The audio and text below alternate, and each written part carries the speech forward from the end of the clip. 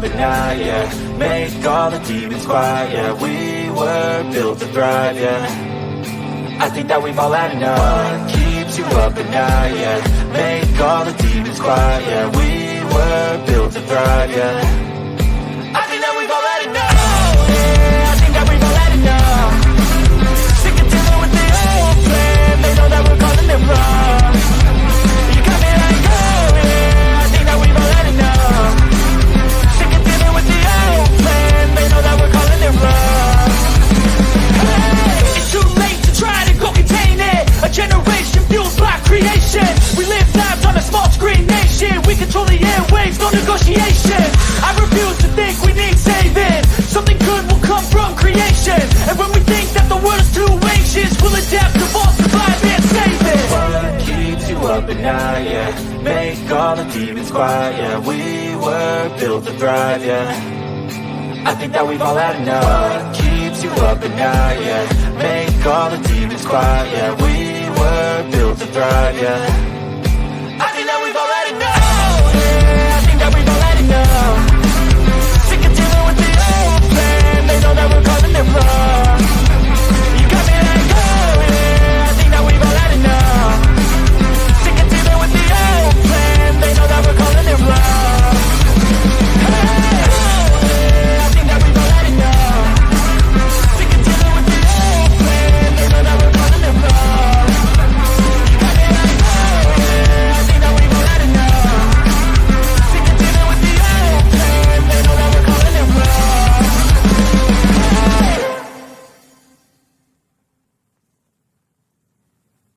Nobody is coming to save you. Get up. Be your own hero.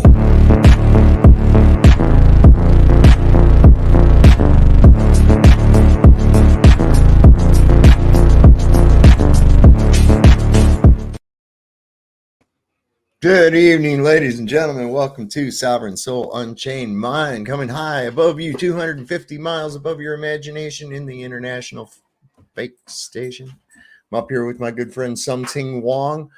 We'll occasionally hear him making strange noises in the background. We're not really sure what that's from, but we don't really want to know either. So we got us a great bunch of people in here already with us tonight. I see Jehovah's lovely daughter with us, Barbara. We've got Twilight Nights. Jed is with us. Lisa is with us. Good evening, Lisa. Ron Holtz. We got psyop within a psyop, like a dream within a dream, right? Stacy Jones. Mojo is with us. Good to see you, my friend. Who else? Effed Up World. See, In Rem is with us too. Let's see who else I can pick out here. Twilight Nights, always one of the first one. Brian Stabley's in here with us too. Hey, hey, hey. And let's see, Don, I think, got Thomas Bobby G. Thomas Bobby G. Thomas.Bobby.G. That's an interesting way to say the name. Interesting anyway. Osram's with us as well. Mike Van Dyke I see in here. Good to see everybody tonight. So a lot of weird stuff coming up with this upcoming eclipse. You know, at first I thought, okay, you know, let's see what is it really anything? Well, when I started hearing about the emergency warnings and declarations being put out along the path of totality, I'm thinking to myself, well, are they going to generate something? Is that what they're going to do? And I kind of still think that maybe that could be the case, because there's a lot of really crazy coincidental things going on around this eclipse, not only just declaring states of emergency, putting FEMA on standby, hazmat on standby. Well, hazmat for a solar eclipse. The FAA has been giving out travel advisories that there's might be delays with the airlines and stuff. So I don't know. Do they know something we don't? Or, it's just an eclipse, right? But we've also got some other things going on coinciding with this same time period. These cicadas are going to be coming out. The first time these things have been seen at one time, these 2 or 3 different, I think it's like all these different species of cicadas are going to be coming up from the ground. Last time something like this happened was, I think, during the presidency of Thomas Jefferson, early 1800s. So some really crazy stuff with that. We've had the red heifer cows been sent to Jerusalem, the altar for their slaughter being built, which is to signify to begin building of the third temple. Problem being that the Dome of the Rock is there. I'm wondering, are they going to schedule an earthquake to make it look like an act of God? And I don't know. I mean, that's for y'all to decide, but I'm just wondering if any of y'all have any other thoughts on any of this. I found this video of all the things that are going to go on. We'll watch some of it, maybe stop and look at it too. If anybody wants to come up, we've got the link in the chat. By all means, come right on up. Join us on the international fake station here, and we can kind of give our own opinions as to what's going on. Another thing you might want to note, that the shadow by the path of totality is going to be, I think they said, anywhere between 106 to 120 miles width, whereas the last one was only 70 miles. How does this shadow size change so drastically in just a couple of years? I mean, what's really going on? What's really going on with the eclipse? Is it actually the moon? If it is the moon, is the moon actually as far away as they're telling us? What's really going on up in the sky? We take it for granted. We don't know, and we rely on these people that call themselves experts. But if you ask me, some of these people from the past were more expert than what we have now. I don't know. It's just that's my opinion, and I'm sticking to it. We got anybody's ideas going on in the chat about this at all? I don't see anybody saying anything. Missed your show last night. Check out if you missed our show last night. Oh, yeah. Man, I was watching that, and then next thing I knew, I was awake. I fell asleep. My bad. I was tired. I've been on this shit like all day long. How are we all going? Hey, Iron Horse, what's going on? So, what I've got, this is a place, of course, it's going to be from a kind of a Christian religious angle. It's from a channel called Passion for Truth Ministries. This one actually went up 2 weeks ago.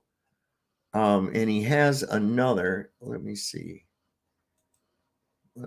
Maybe we'll look at that one because it's a little shorter. Wait a second. That's not what I wanted to do. I wanted to open link in new window. No, not new window. Damn it. I didn't want to do that. I want to open the link in a new tab. That's what we want. There you go. Otherwise, you end up with windows everywhere. And the latest one, let me see, that one was, put this here. Well, they're roughly the same size. So hell, we'll just watch this first one. Why not? It's use the force, Luke. Force these. No, I didn't. Wow, I'm really not hitting the right buttons or anything here today. So I want to take a look at this. This might be kind of interesting. We'll see where it goes. I have not seen this one. I saw one that was put out. Now, this is from 2 weeks ago. And he put one out yesterday, I believe. And that one's just about as long. I don't know. I haven't seen this one yet. If it doesn't get into the information like I'm wanting to, we'll switch over to the other. Because we're fluid here, just like our reality. Okay. There's Lucky Haskins joined us. Good to see you, Lucky. So, yeah, it was kind of enough to concern me. I don't want to get caught up on the freaking highway, stuck in a big thing for a long time. But it wouldn't be my first time. And I thought, okay, as long as I'm well prepared, which I am, I think we'll be all right. So we'll see how this goes. We're going to play it by ear. I think we're going to go forward with our plans. What you're about to learn in this short video today will no doubt be alarming, even shocking for some. For others, they'll dismiss it as just a mere coincidence and go on with their lives as if the total solar eclipse on April 8th of 2024 is just another novelty in the sky. They'll not see the warning or this sign in the heavens as anything other than a rare celestial event to dazzle their kids. But the truth is that the total solar eclipse of April 8th, 2024 is part of a larger set of heavenly events that seem to coincide with earthly events, serious earthly events of potential biblical proportion.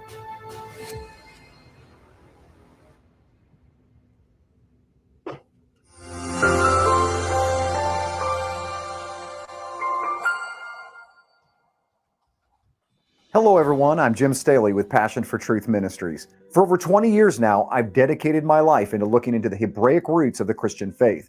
In an effort to do Bible things in Bible ways, I've learned in the process that the calendar that God uses is not the same calendar that we use today. I've learned that the holy days that God gave his people are not the same as the holidays that were given to us by the Roman Gentile church. That's important to understand too. This is why we've had people going,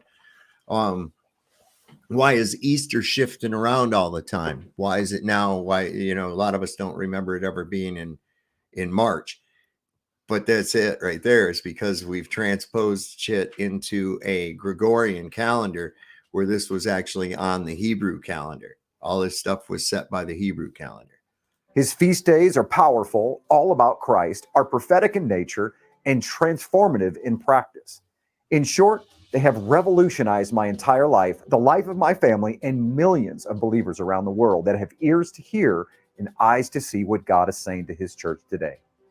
God's prophetic feast days are the foundation for all prophecy. They are the true time clock that brings perfect rhythm to all creation.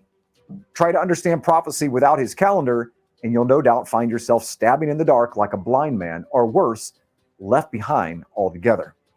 Before we begin, let's take a poll to see where you're at before we go any further. If you believe these solar eclipses are signs from God, put "from God" in the comments right now. If you don't, put "coincidence." And if you're not sure, put "not sure." The patterns that you are about to see in this short video are how they line up with the Hebrew calendar of the Bible is simply incredible. And if you have ears to hear, it will likely move you to a very specific action. With that being said, let's begin. First of all, I want you to know that I believe that the Gog-Magog war is connected to these rare solar eclipses that we're experiencing. And I'm going to show you exactly how and what I found later on in this broadcast. It's almost too hard to believe and could very well alter the way you live your life from this moment on. So be sure to watch all the way through because everything I talk about will critically build to that moment. First and foremost, it's critical to understand why God made the sun, moon, and stars to begin with. And for that, we turn to Genesis chapter 1, verse 14, where it says, "Then God said, let the lights be in the firmament of the heavens to divide the day from the night, and let them be for signs and for seasons and for days and years." The Hebrew. So basically, it's your clock and your calendar, man. This is what you're supposed to go by, not some dial, not all by the sun. See, everything's about the sun. The word here for seasons is the word moedim. It does not mean spring, summer, fall, or winter. It literally means God's appointed feast days: Passover, unleavened bread, first fruits, Shavuot, better known as Pentecost, trumpets, Yom Kippur, and Sukkot. So the first reason why he put the celestial bodies in the heavens was so that we would know when to meet with him. This is why Paul says in 1 Thessalonians that although the Lord will come like a thief in the night, and no man knows the day of the hour, we know the times and the seasons. For that, he doesn't need to write about us. And because these seasons are all about the first and second coming of Messiah, they are intimately connected with prophecy. But the other reason he says they're there are for signs, which in Hebrew means a signal or an omen. This means that the sun, moon, and stars were put into place to give us signals, warnings, and to forecast the two times when the Messiah was going to visit earth. Once as a humble shepherd and suffering servant that lays his life down for sheep, and the other as a conquering king intent on redeeming his bride. Which is another reason that they would want you to think that it's just a bunch of random bullshit happening out in the sky, way out beyond any place, and billions and trillions of billions of miles away and all this other nonsense, because that takes away from what the true purpose of these things actually are. By telling you that there's suns with planets and probably other little creatures living on it and shit and distant galaxies and all that. It's not. We're told this. This is why I'm kind of paying attention as to what's going with this eclipse. I really am. Well, with all of them, we should, because I put a poll up in the chat. So if y'all want to go up there and vote on it, and it's basically, do you think the eclipses are signs from God, or yes, no, or are you not sure? No wrong answers here, because we don't know. I mean, I have my beliefs. You have your beliefs. I don't think that these things are by accident. I think that they do happen for a reason. I do think that there are signs in the heavens that we don't pay attention to because we've been led so far astray from what they actually are. I mean, what are we going with? The last 100 years, the last 70 years? We're going to go with the last 70 years versus the last how long of millions of people observing the skies and looking at it. Well, we have better telescopes now. So what? If you'd like more information on the feast days of the Lord, text feast day to 844-763-9543, and you'll immediately receive a free downloadable PDF on all of them. The reality of God using celestial events is well established. Mark 15:33 records that darkness fell over the whole land from the 6th hour until the 9th hour on the day that Christ died. And that signal in the sky was followed by a massive earthquake that cracked the temple and tore the veil into two that separated the holy place from the Holy of Holies. Revelation 6:12 says, I looked when he opened the sixth seal, and behold, there was a great earthquake, and the sun became black as sackcloth of hair, and the moon became like blood. Here we see another correlation between an earthquake and a solar and lunar eclipse. The moon becoming like blood is referring to a blood red moon, which is when the Earth's moon is in total lunar eclipse. Zechariah 14:6-7 says it this way, It shall come to pass in that day that there will be no more light. The lights will diminish. It shall be one day which is known to the Lord, neither day nor night, but at evening time it shall happen that it will be light. And in Joel 2:10, it says that the sun and the moon will grow dark and the stars will lose their brightness. There can be no doubt that over and over again throughout the Bible that solar and lunar eclipses are not connected to anything good. Even many of the Native Americans have deep spiritual beliefs that total solar eclipses are either very bad omens and or bring a time of transition and rebirth.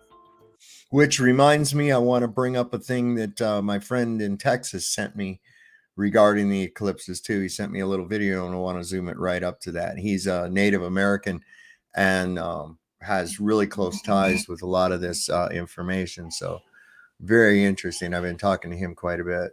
Shout out to you, Dave, if you're out there. Yeah, I know you are. You can comment in the chat. You don't have to text me. You can comment in the chat. Throughout the Bible, we see solar and lunar eclipses connected to events that surround major turning points on the timeline of mankind, with most having to do with the end of time. Again, make sure you stick around to the end because I'm going to show you a connection, how the very same eclipses of 2017 and 2024 are directly related to the Gog and Magog war of prophecy. It's simply amazing how God has written the end from the beginning and then put the entire timeline in the sky right above our heads every night.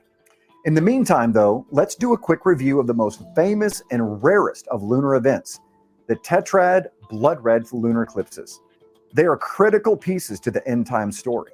This is when there are 4 lunar eclipses back to back in 2 consecutive years. Like Mark Biltz originally pointed out, where it gets really interesting is when these tetrad eclipses fall on biblical holidays of Passover and Sukkot, 2 years in a row. When they land on these holy days, this is when we better start paying attention. Like the Native Americans say, wars and rebirth are possible. And this is exactly what we see in history. There have only been 8 sets of these blood red moons since the time of Christ, and some of them have been world-changing indeed. They can either be a precursor for a significant event or a confirmation sign that the event that just happened was significant on God's calendar. For example, on Passover in 162 AD, a set of these lunar eclipses was seen, and the very same year, Rome began a war with the Parthians. In 785, another set showed up on the biblical holy days of Passover and Sukkot, and the Saxon War began. One of the most famous of these eclipses landed on Passover in the year 1492, just 2 weeks before the Catholic monarchs of Spain decided to declare war on the Jews living in Spain and drive them out of the country, better known today as the Spanish Inquisition. Although no one expects the Spanish Inquisition. So yeah, a lot of things marking around these, but do these people plan? Also, you have to wonder, do these people plan these events around these eclipses? And I have to wonder if that's not, the way it's working, because I mean, we're seeing this upcoming eclipse. We see preparation for things being taken. The altar for the slaughter of the red heifers already built, already facing toward the Dome of the Rock. We have had this conflict going on in Gaza. It hasn't stopped. As far as I know, it hasn't stopped. So this eclipse coming up, states of emergency, schools closing all over the place. Oh, yeah, and all these cicadas coming out. My God, what? Oh, and don't we have a devil comet too? I mean, and I swear this is just within the last year or so. It's the first time ever in my life I've ever seen smiley face crescent moons. I've never seen that before, and it really kind of freaked me out. I've seen it about 4 or 5 times now, and I'm like, this is just too weird, man. And like I say, I think that the things in the sky are, I think they're there to tell us things. I absolutely do. As well as other purposes. But I think that, the things we witness in the heavens are there to give us signs. So let me see where our poll is at. Let me take a look at the poll. So 33% of you so far, we've had 51 votes. Believe that a solar eclipse is a sign from God. 23% say no, and 42% say not sure. Not sure. Well, we'll see what happens by the end of this, because I don't know. Some of this information is, I don't know, pretty interesting. There again, I have to ask, did the powers that be plan these things around these events? We know that powerful people use astrologers. So I don't know. We're going to see. It's interesting times that we live in, people. Interesting times. Although not taught in American history, Columbus just so happened to sail on August 2nd of that year, the exact date set for the expulsion of the Jews from Spain. And who were all the crew members that he chose to sail with him? You guessed it, Jewish. Why? Because Christopher Columbus was actually Jewish. But that's for a whole nother story. Kind of changes the entire scope of how America was birthed, doesn't it? And for the record, Columbus just so happened to land in America right at the beginning of the Feast of Sukkot, which happens to be when Christ was born and when the marriage supper of the Lamb will be. If you'd like to learn more about when Jesus was really born, I encourage you to watch that teaching. I'll leave a link in the description as well. By the way, make sure you subscribe right now to this channel so you don't miss out on any videos of this nature in the future. And I have put a link in the description. Oh, I better go over on the backup and put it in there too. It's got some really interesting videos. And if you want to really look into some of this stuff, we were exploring some of this on Flatzoid's perspective today, man. And really some interesting stuff. Reading the report written by Pilate to Rome, to Tiberius, man. Whew, that really opens some windows up for you, man. Anyway, let me get this. I'll play this some more, and I'm going to put the description. The description's on the main channel. In the description, I have a link to this, and thereby you can get to the channel too, because there's some really good videos on here. Anyway, anywho, All right, after 1492, the next set of tetrad blood moon eclipses that landed on Passover and Sukkot was in 1948, when Israel became a nation. And again in 1967 during the Six-Day War, when Jerusalem became the capital of the newly rebirthing nation of Israel. Only God could orchestrate such precision. Wars and rebirthing, wars and rebirthing.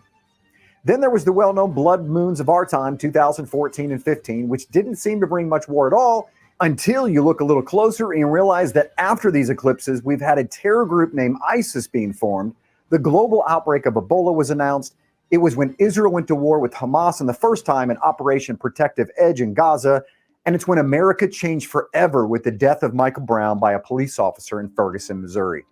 His death would set the stage for all the extreme civil unrest to come in the following years that would begin the process of tearing America apart from the inside out, which is no doubt the worst kind of war. And of course, do I even have to mention the global outbreak of the C virus that would be used by the dark forces of this world to lay the foundation stones for the up-and-coming beastly system of the Antichrist.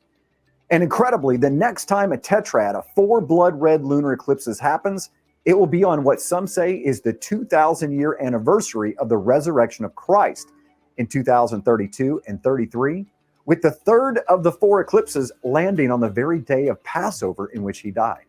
Incredible indeed. And all of this is just the history of the lunar eclipses that fall on Passover and Sukkot on God's biblical calendar. Although some call it the Jewish calendar, it's only Jewish because they are virtually the only ones keeping it.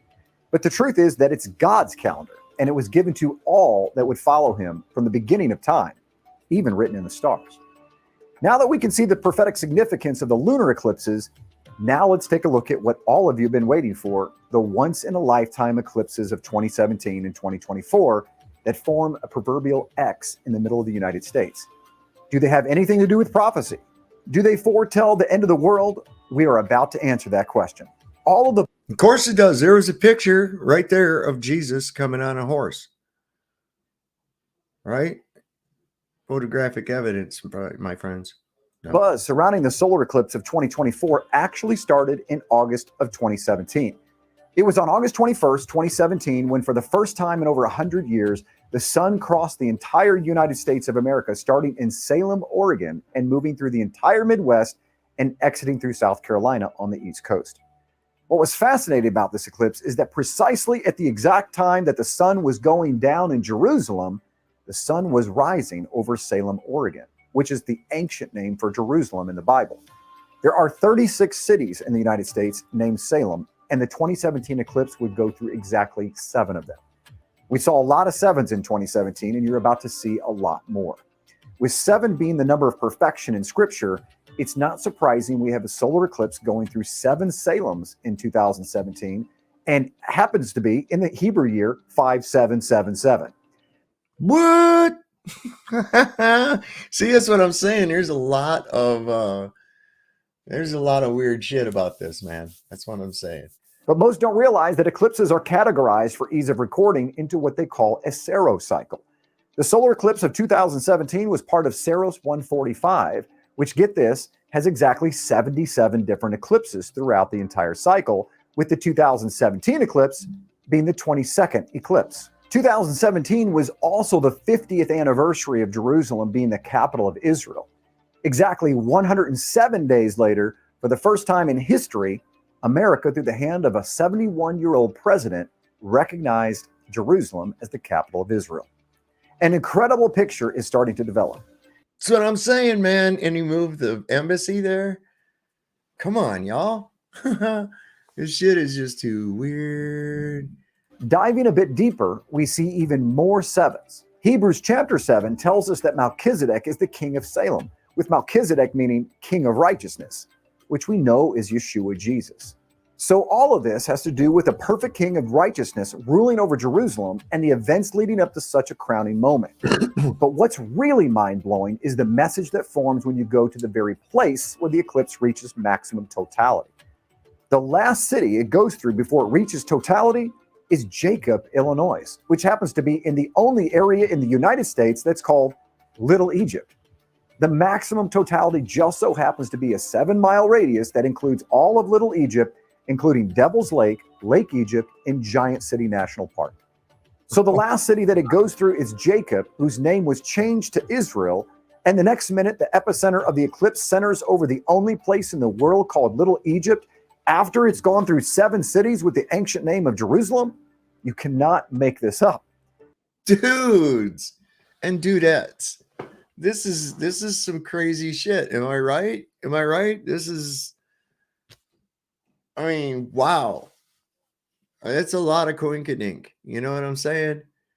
We will come back to Little Egypt in just a moment, but for now, let's move on to the April 8th, 2024 eclipse, which is the twin sister of the 2017 eclipse. Never before has an eclipse crossed over the entire contiguous United States of America, and then 7 years later, do it again in the opposite direction, forming an X across the middle. This eclipse is part of Saros 139, which has, get this, 71 total eclipses spanning almost 1,000 years. It's interesting to note that the only 2 words that show up 71 times in the Bible are Elijah and Hebron. Elijah being the greatest prophet that ever lived, and Hebron being the burial place of Abraham, Isaac, Jacob, all their wives except for Rachel.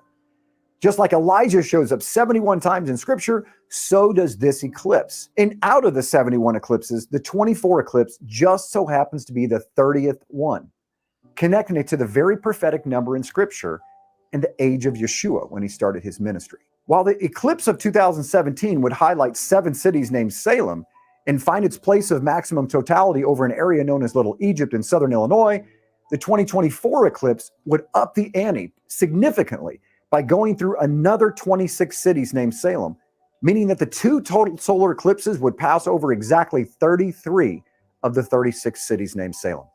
What in the hell, man?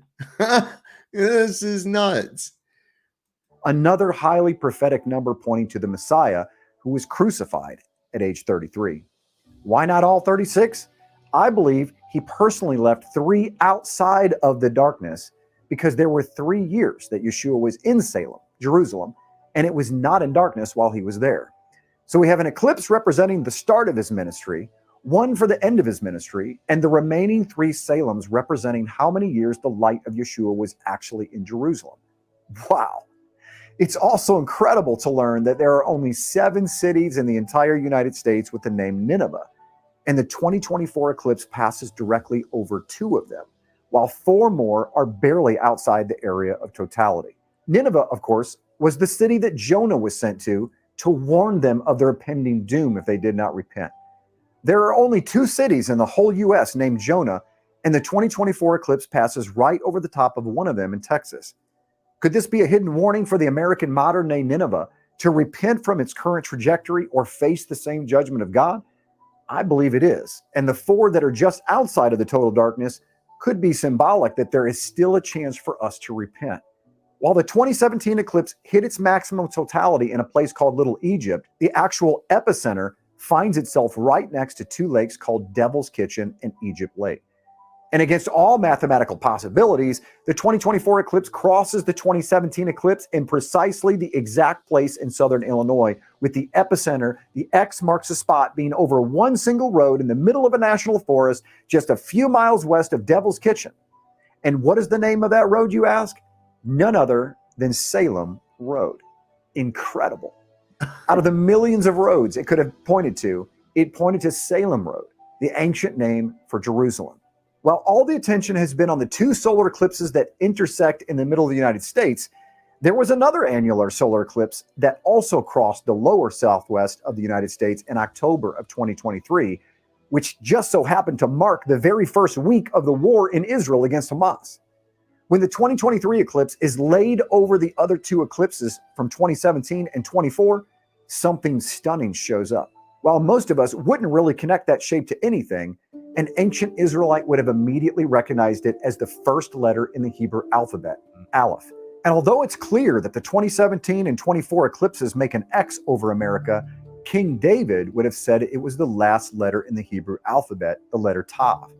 This is more than incredible, as the ancient meaning of Aleph is strength of the leader, and the meaning of Tav, the last letter, literally means the mark or covenant. When you put the Aleph and the Tav together, it literally means the leader of the covenant, or the strength of the mark.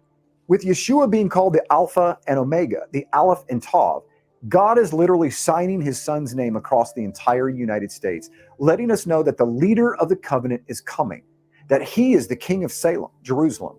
He's the Aleph Tav judge, the strength of the mark that will soon be on the forehead of his saints, and he's warning America that our light will go dark if we do not turn from our wicked ways. So why do I believe it's a warning? Not only does the Bible connect eclipses to judgment and end times events, but just take a look at what happened in history when these type of solar events happen. When I did a short research of past total solar eclipses that only went through American soil, I was shocked to discover that according to almanac.com, there were only 8 total solar eclipses that have happened over the United States since the founding in 1776. And incredibly, all of these are connected to war and pestilence. During the 1700s, there was the Revolutionary War. In the 1800s, that was the time of the Civil War. And during the 1970s, we had the Vietnam War. There is a consistent pattern for thousands of years of total eclipses bringing war and very bad omens. One of the last times that these two eclipses formed an X over the United States was in 1806 and 1811. 3 months after the second eclipse, on December 16, 1811, was the largest earthquake in the history of the mainland United States, causing the Mississippi River to flow backwards, and was so powerful it rang the Liberty Bell over 1,300 miles away on the East Coast. Coincidentally, Holy shit. That's insane. 1,300 miles away rang the bell. 6 months later, the infamous War of 1812 began. Scientists say that if the same earthquake would happen, I think there was a comet in 1811 too. I think there was a comet, if I'm not mistaken. today, it would send a giant earth wave 200 miles in every direction, leveling every building along its path. The X made from the solar eclipses of 17 and 24 finds itself directly over the New Madrid fault line for the first time in American history. But here's where it really gets crazy. Remember when we talked about the Hebrew letter Tav and how it's in the form of a modern day X?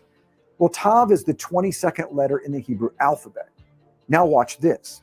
The 2017 eclipse was number 22 in the 77 eclipse cycle, and the total eclipse lasted 2 minutes and 22 seconds over Marion, Illinois in Little Egypt that year. That means something to me personally, as my personal spiritual number is 222, which simply comes from 2 Timothy 2:2 as my life verse. And I just so happened to be unintentionally stationed in Marion, Illinois that year, and was the 222nd person to be assigned into that particular place. Well, that's some pretty coincidental shit right there, I'll tell you. That's pretty crazy. Yeah, I was just looking, and there was the Great Comet of 1811, also known as Tecumseh's Comet in the USA and Napoleon's Comet in Europe, was visible to the naked eye for around 260 days, the longest recorded period of visibility until the appearance of Comet Hale-Bopp in 1997. It was formerly designated some other C1811F1 and displayed an apparent magnitude of some kind of crap. But anyway, yeah, there was this huge comet in 1811. And now we got this, this devil comet? Let's see what that is. Let's see what that is real quick. Devil comet. Rare erupting devil comet the size of Mount Everest, only visible every 70 years. It will be seen in Australian skies, Iron Horse. Pay attention to this thing. Anyway, let me get back to this. This is really interesting, man. We all have our God moments in life, and that was definitely one of mine. Okay, are you ready for this? This is the moment I encouraged you to wait for. What we are going to see next is truly amazing, and I'm not going to lie, it's a little bit scary all at the same time. Most believers who follow prophecy have heard of the great Gog and Magog war against Israel that's found in Ezekiel 38 and 39 that happens at the end of time. Most scholars believe that the countries being referenced there are Russia and Turkey that will come from the north to invade Israel. By now, you know that the 2024 eclipse will cross the path of the 2017 eclipse, forming an X across America. But what is less known is the same exact eclipse cycles show up 18 years earlier, 6 + 6 + 6, in Turkey, where the book of Revelation says the seat of Satan is. Both forming an X in both countries, both incredibly showing up on Nissan 1, which we'll talk about in a moment, and both lasting 2 minutes and 22 seconds, one in Little Egypt and one in Turkey. Ground zero for the X over Turkey was actually in a city named Amasia. This city just so happened to be the capital city of all the kings of Pontus in the 3rd century BCE and was originally the land of the Hittites of the Bible.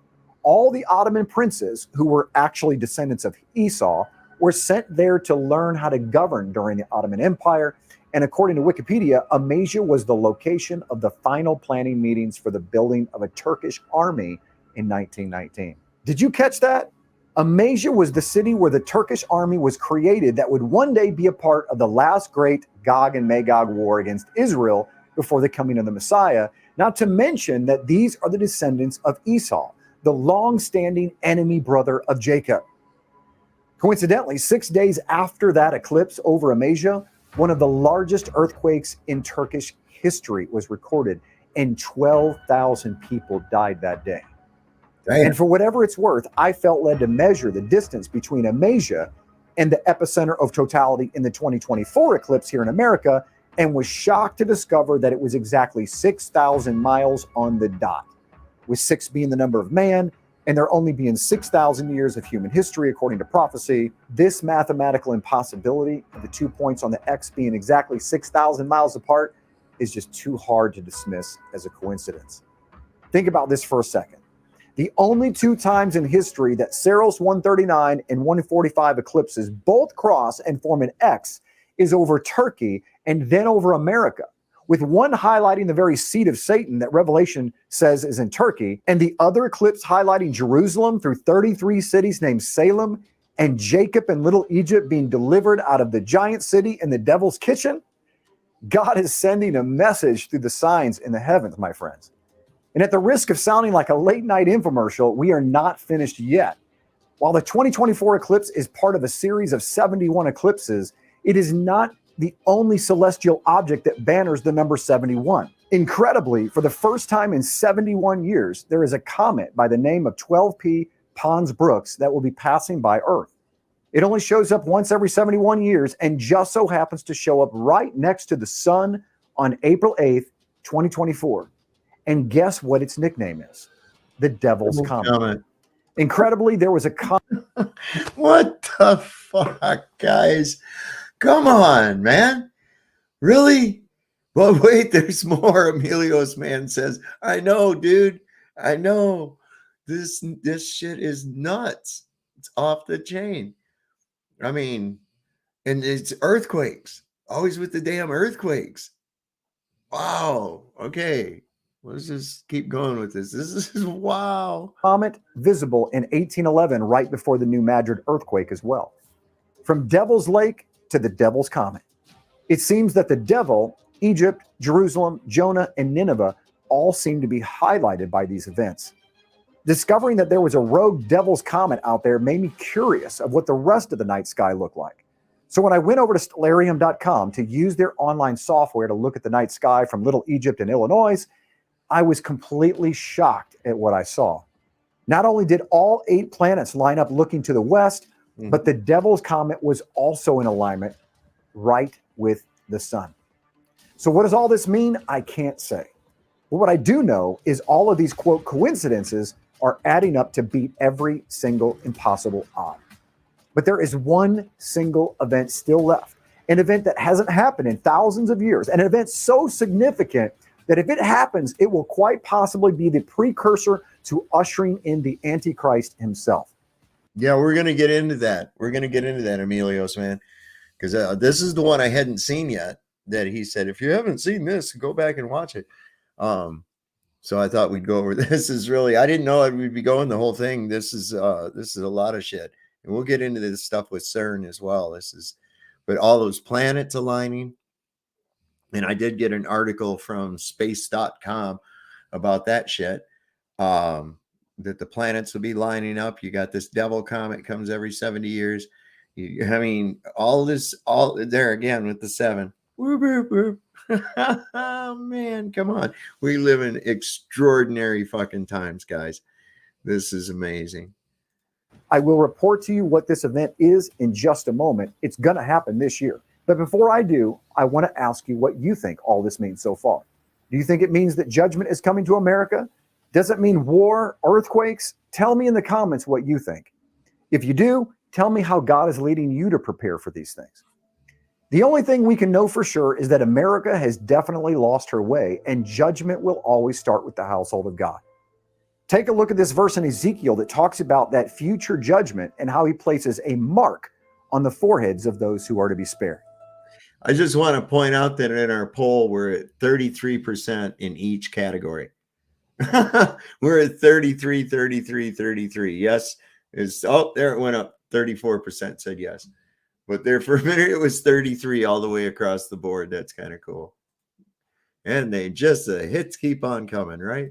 Ezekiel 9:4 says this, "Go through the midst of the city, throughout the midst of Jerusalem, and put a mark on the foreheads of the men who sigh and cry over all the abominations that are done within it." Amazingly, that word mark in that verse is the word tav, which is also the last letter in the Hebrew alphabet. The very same letter that is placed on the foreheads of those who hate sin of their land and are praying for the Father's mercy is the same letter that's being placed over the center of the entire United States. The connections that can be drawn from this are numerous. As I mentioned before, the 2024 eclipse happens on Nisan 1, which is a very important day in biblical prophecy. It's not only the first day of God's religious calendar. In 2 Chronicles 29, 2-3, it's the day where we see the doors opened up to cleanse the temple from the defilement of former kings. Can we say today, the defilement of former presidents? In Ezra 7:9, we see that Ezra leads a large group of people from Babylon on Nisan 1 back to Jerusalem, Salem, in order to reestablish the temple system. It was also on Nisan 1 that the decree went out from Persia, King Artaxerxes, to allow Nehemiah to go back to Jerusalem to rebuild the wall. Not only was Nisan 1 set apart to be the day that the temple was cleansed and rebuilt, but it's also on this day that the new temple, Yeshua, Jesus, was baptized and began to rebuild his own kingdom on earth. Incredible. Although it's significant that the final eclipse happens on Nisan 1, of more importance is that it happens just 13 days before Passover, when God rescued his people out of the original Egypt from certain death through the blood of the Lamb.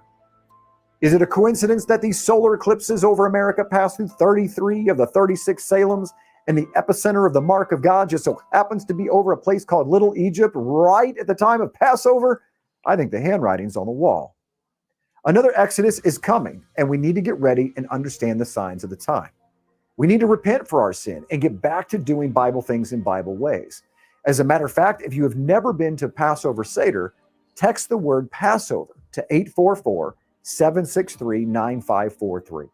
And you'll immediately receive a free booklet of how to do a Passover in your own home, as well as information on our own live Passover that we hold each year. Or you I don't have to put blood on my door, do I? I don't want to have to do that. That's a mess. can go to passionforpassover.com. I also have an entire playlist on this channel called All About Passover, with hours of in-depth teaching on the subject.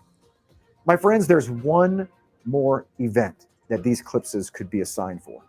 It's the sign of the red heifer.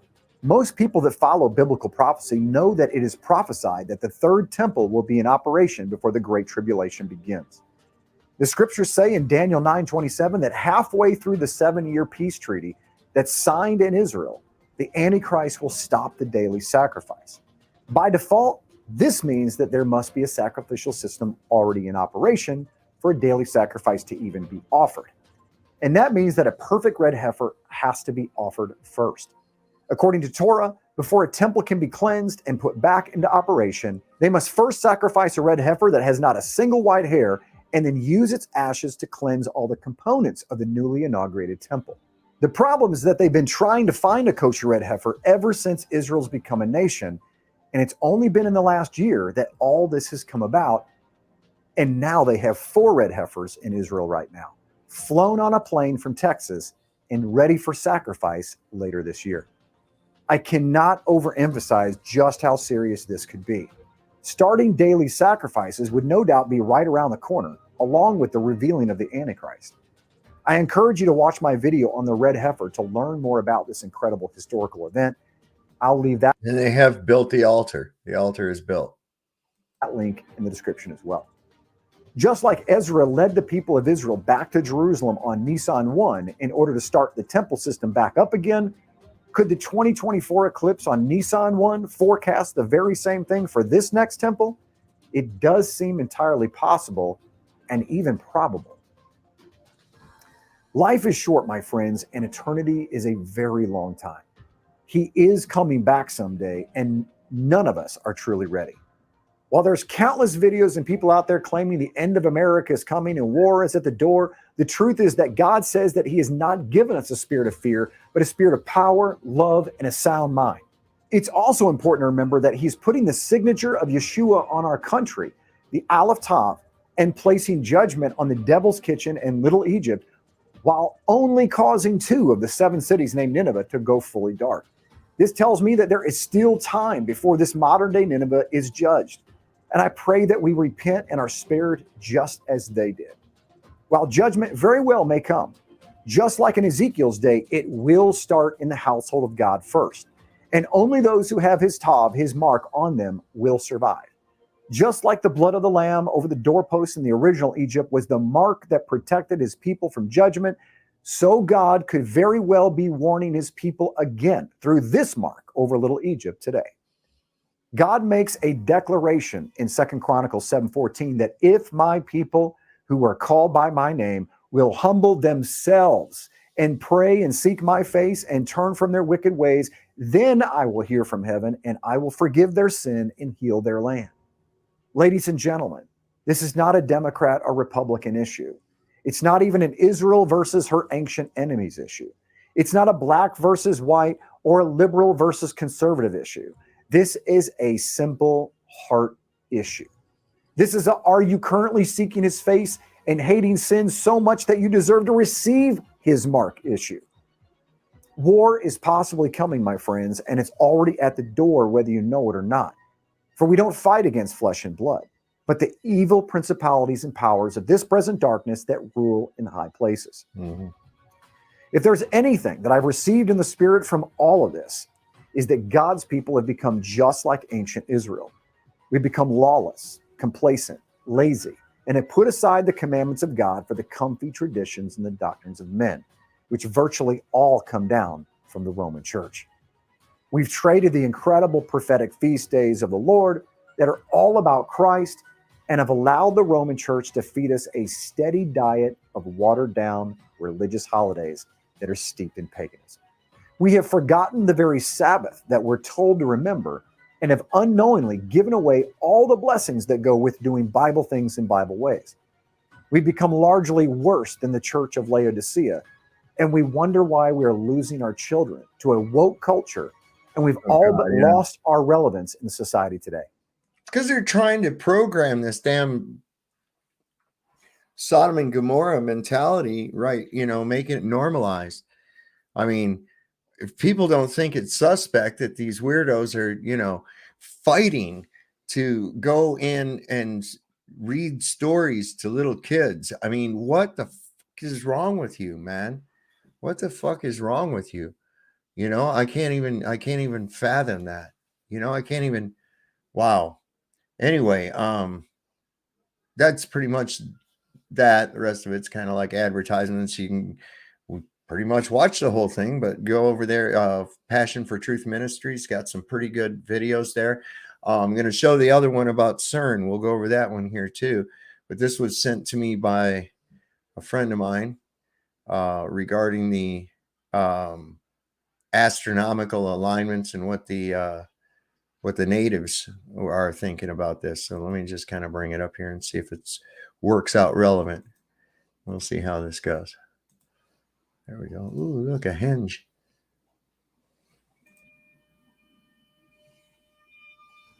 The following day was the date of the annular eclipse. The hotel which hosted Robert Phoenix's conference was situated directly within the path of totality. So, we and the attendees gathered in an outdoor area to view it. We would also find out that a team from NASA was staying in the exact same hotel as us. As the great celestial event grew near, we sat on the ground and waited. While all of you normies were wearing your NASA-approved, George Soros-funded, Neil deGrasse Tyson-looking, Fauci-bought Goy goggles that they sell at Goy gas goggles. stations and sometimes hand out for free, my friend Dylan had a unique trick up his sleeve. Though some would argue that human eyes can be trained to safely stare into the sun, the only natural way to safely view the eclipse in ancient times would have been with the aid of certain minerals. Obsidian, for example, can be fashioned into almost any shape and ranges from opaque to translucent. Dylan was lucky enough to have an obsidian viewing glass. Here's what the difference looked like. Now I would like to share something with you that was very unnerving. I have heard stories of strange phenomena accompanying an eclipse, but on this trip we would experience it ourselves. On our little trip from Florida, we brought my camper van and my buddy's camper trailer, both of which use a generator and battery. Immediately after the eclipse had ended, when we returned to the parking lot, we found both of our batteries completely drained and unresponsive. My girlfriend's iPhone was also permanently destroyed after she pointed its camera directly at the eclipse. Many other electronics suffered a similar fate. Luckily, my van's solar panels were still working and my battery was able to recharge. Though it took months for the display to turn back on, it did regain full functionality. Jeff's camper also returned to normal, but only after a couple months. Speaking of solar panels, this is actually one of the best ways to illustrate what was happening. On a normal, sunny day, the sun is constantly emitting energy onto the Earth. During an eclipse, however, the sun is actually absorbing electricity, not emitting it. Thus, it sucks whatever is in the battery straight out through the solar panels, like some sort of a celestial vampire. When illustrated simply, free of superstition, one can see why ancient people would have timed certain ceremonies and sacrifices to coincide with solar eclipses. Finding myself amidst a large group of people, all staring together at the sun, it brought to mind a certain group of giant, sun-gazing Native Americans. The portion of the Texas Gulf Coast extending from Galveston Bay southwestwardly to Corpus Christi Bay was once inhabited by a race of abnormally tall, cannibalistic Indians known as the Karankawa. Galveston Island, an early colonial. Okay, so this is going into some other stuff. Really interesting. It's a pretty interesting little documentary. I want to give the whole thing a look. See what do you think? Draining batteries, and is that real? You know, I mean, wow, that's some crazy shit. I want to go over to this other things, the thing about CERN, because there's some more information. In fact, let me just go here and let me see videos. Boom, boom, boom. There we go. Hang on. Let me stop this one. Bring this one. Back it up 4 seconds. Gonna present. Share the screen. All this happening on April 8th and see. Yeah, that's it. Bing, bing, bing. Dun, dun, dun. So this is the same guy. This was put out like a day ago, and there's some additional information because we know NASA's going to be sending up their rockets for what? Why? What are we going to be checking on? What's the whole gig going on there? He goes into that. The names of these rockets, kind of suspicious. That last one we watched, very, very interesting, man. There's a lot of I'm sorry. There's just not that much fucking coincidence in my book. I'm sorry. Ladies and gentlemen, listen to what's about to happen on April 8th of 2024. It might have incredible implications for your life. First of all, CERN is going to be starting up their Hadron Collider to collide two atoms to produce what they're looking for called the God particle. Not only that, NASA is launching rockets into the eclipse, and they call the mission after an Egyptian serpent deity. The cicadas are coming by the billions. First time since we've seen them since 1803, covering a large swath of the United States of America. Red heifers are about to be sacrificed in Israel for the first time in thousands of years, setting the pages of prophecy on fire. There's a massive solar eclipse coming across the United States, forming an X marks the spot in southern Illinois. That's got to be prophetic. Not only that, we've got wars and rumors of wars and more that we're going to talk about in this broadcast right after this.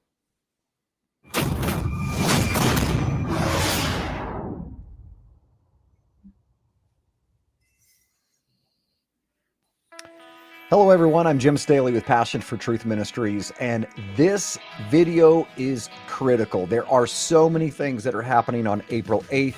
Some of them might be coincidence, some of them are just downright strange, and some of them are no question potentially life-altering in the spiritual realm as the pages of prophecy begin to unfold right before our eyes. So this video is going to be important for you. Many of you have watched, maybe... You know, some of this is really hard because it's like, come on, really? You know, I mean, it's just like you can't deny these things, you know, but you're going, really? I mean, that's really so much. It's not, it can't be coincidental. There's more to this than meets the eye. For the very first time, a video about the solar eclipses that I did just a couple of weeks ago. That video has skyrocketed to be the most watched video on the internet with over 3 million views in just 14 days. If you have not seen that video, it really will open your eyes to God's prophetic feast days, his prophetic calendar, and why he keeps doing things on what we call today the Jewish calendar, but in reality, it's the biblical calendar that he holds to. So in this broadcast, we're going to dive into more things that I've discovered, the things that have been highlighted to me that's going to happen this April around the time of Passover, and specifically April 8th on the solar eclipse day, is just downright amazing. And so we're going to talk about that. And first and foremost, if you've not subscribed to this channel, do so right now. If you want to see more videos like this and videos that will teach you about the front of the book, the entire point of this ministry is to teach believers around the world what I call the front of the book, the Old Testament, and how it relates to the back of the book. If we don't understand the front of the book, if we don't understand Torah, if we don't understand the original Judaism in the first century and all the Hebraic backdrop from which the Bible was written, how can we possibly say that we understand anything at all? We're likely going to read into it our Western Greco-Roman mindset, and that is just a definition formula for disaster. And that's where we've been the last 1800 years, as the ancient Roman church has really fed us and watered down the scriptures to a place where sometimes we just need to get back to doing Bible things in Bible ways. So if you want to learn more, Which is exactly why the fucking Reformation was such a threat to the church, to the Vatican, to the Catholic Church, because it undermined the power of the Pope, of the papacy, in lieu of what the Bible actually says. And these people started going by it, and they're like, hey, you guys aren't playing by the rules right, so we're going to cheat. more about the Bible from the original perspective, this is your channel. In the meantime, let's start off with CERN. CERN is a international body of scientists that have developed the largest Hadron Collider in history. It is a 17-mile, 300 feet underground tube that's designed to put particles in opposite directions going at 7 miles an hour under the speed of light and then collide them, which is extraordinarily difficult. It's like shooting a... And I call bullshit on that. I think they're fucking doing a Stargate type thing, man. I really do.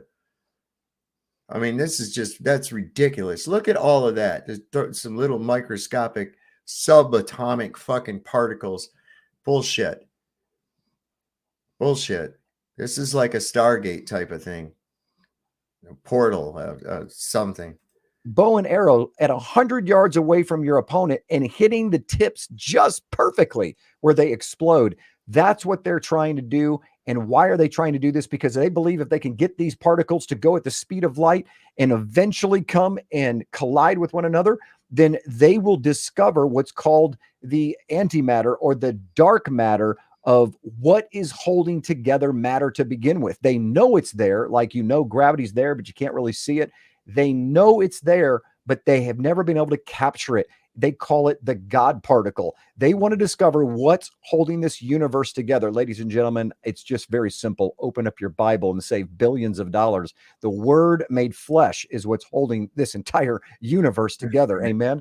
But they want to find the God particle. And in that process, there's a lot of danger that's been speculated around this particular instrument, because this entire instrument and this practice has the potential of creating miniature black holes. Now, they say there's nothing wrong with that. It's not going to happen. And even if it is, they're microscopic and there's no problem, but they've never done it before. So how do you know that a microscopic wormhole won't pull the entire United States, or the entire world, I should say, into it, and off we go? Now, because it's a bunch of theoretical nonsense. So I'm not really worried about that.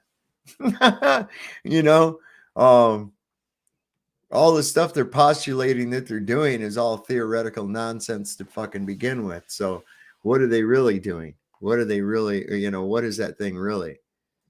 Oh, thank God we know that's not how it ends, because the Bible tells us the end from the beginning. But this is what's crazy. Number one, CERN was founded on September 29th, 1954. Now, that might not be a number that means anything to you, but as a Bible guy that goes back to the original language and understands the Hebrew calendar, the biblical calendar, and the 7 feast days of the Lord that are all about the first and second coming of Messiah, I went back and found out that September 29th, 1954 was literally on the Feast of Trumpets. Now, that's really critical because today it's called Rosh Hashanah. It's the civil year of modern day secular Judaism. But in biblical times, this was the day that kings were inaugurated in Israel. So if a king came into his kingdom in Israel, let's say in February or November, it wouldn't matter. He wouldn't get crowned till king until on Tishrei 1, the first day of the 7th month of the biblical calendar. That's when kings were coronated. And we Block smart, black holes matter. Okay. Just gonna throw that out there, bud. know that this is when King Jesus, King Yeshua, is going to be inaugurated as well. It's the times and the seasons. Genesis chapter 1, verse 14 says that he put the sun, moon, and the stars in the skies for signs and for seasons. That word signs in Hebrew literally means omens or warning, and seasons doesn't mean spring, winter, summer, or fall. It literally means Moedim, the appointed feast days of the Lord. We're supposed to know when to meet with him on these days. All of these that we do every single year, for those that do this, they're wedding rehearsals, they're dress rehearsals for that great wedding banquet in the sky when he comes. We need to know these things and understand these things. Now, why is this so important? Because CERN is about to start up the Hadron Collider, ladies and gentlemen, on April 8th, on the day of the biggest solar eclipse in American history, where millions of people are flying from around the world. They are going to collide these hadron atoms, these protons, these electrons are going to be collided on this day. Now, why in the world would they choose April 8th to do this? I have no idea. But well, if there's any connection to this thing with earthquakes, okay, and what I've said that I think is going to probably happen is that an earthquake is going to take down the Dome of the Rock. It's going to be seen as a fulfillment of prophecy, or that God did this or whatever, so that they can move this along. I think they're trying to force prophecy. But there's so many coincidences about this damn thing that are just too much to ignore. I don't know. We'll see. This company is creepy on every level, and I'll tell you why. Not only Dates are arbitrary now, Chucky. They are arbitrary now, but the reason that we even have Easter in March right now is because we're going by this false Gregorian calendar. We're supposed to go by the Hebrew calendar. That's where these things are. As the man iterated several times that these seasons and feasts are not like spring, winter, and fall. Okay, they're signs in the heavens, and they're clearly listed in the original 1611 King James Bible. All the holidays, all the feasts, everything is in there. is CERN in CERN, Switzerland. But I want to show you this because this is cause for, in my opinion, a cause for alarm. And here's why.